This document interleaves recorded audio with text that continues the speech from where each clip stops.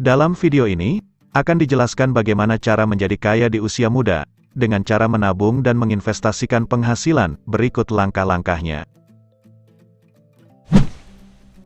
1. Jangan habiskan seluruh uang Anda. Mulailah menabung minimal 25% dari penghasilan Anda. Catat pemasukan dan pengeluaran Anda, cari tahu mana yang dapat Anda hemat, jual jika perlu, pangkas atau stop yang menjadi pengeluaran. Jika uang yang Anda dapatkan 50 juta rupiah per tahun, itu berarti Anda harus menabung 12,5 juta rupiah setahun. Jika Anda menghabiskan banyak uang untuk mobil, jual saja mobil itu. Sebagian orang berpenghasilan tinggi, pada dasarnya adalah orang miskin, karena mereka tidak berhemat. Generasi muda di zaman sekarang lahir ke dunia yang sangat komersial dan terus menjajakan gadget dan pakaian terbaru kepada kita. Agar dapat menabung dan membangun kekayaan, abaikan godaan kenikmatan ini, bahkan saat Anda mulai banyak menghasilkan uang. Ingatlah bahwa orang miskin membeli barang dari orang kaya, sedangkan orang kaya membeli investasi agar bisa menjadi lebih kaya. Jadi, mana yang Anda pilih? 2. Ubah tabungan Anda menjadi investasi. Atur agar rekening tabungan Anda menyetor otomatis ke rekening investasi. Salah satu aspek terbesar agar menjadi kaya adalah membuat uang bekerja untuk Anda. Oleh sebab itu, alokasikan uang sebanyak yang Anda mampu ke rekening yang dapat digunakan untuk berinvestasi di pasar saham. Untuk memulainya, Anda dapat menyiapkan rekening dengan manajer keuangan lokal atau melalui salah satu situs dagang internet. 3.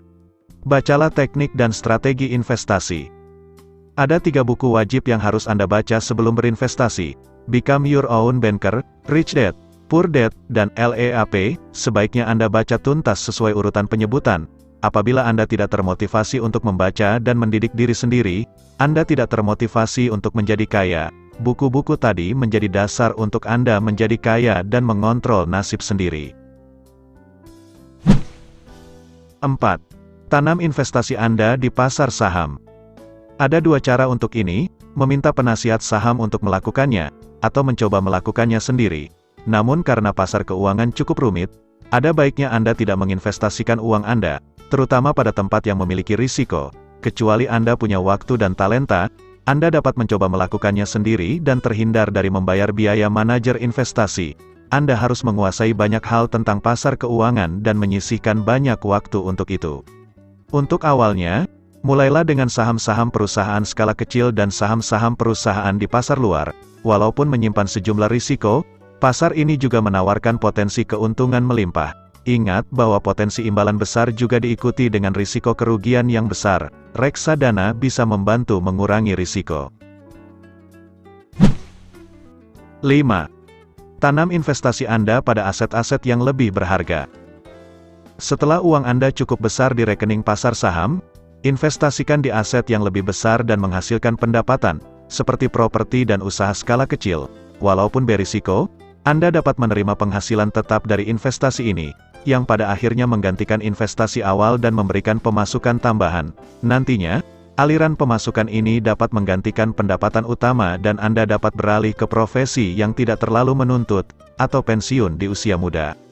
Putuskan ke arah mana Anda ingin memfokuskan energi.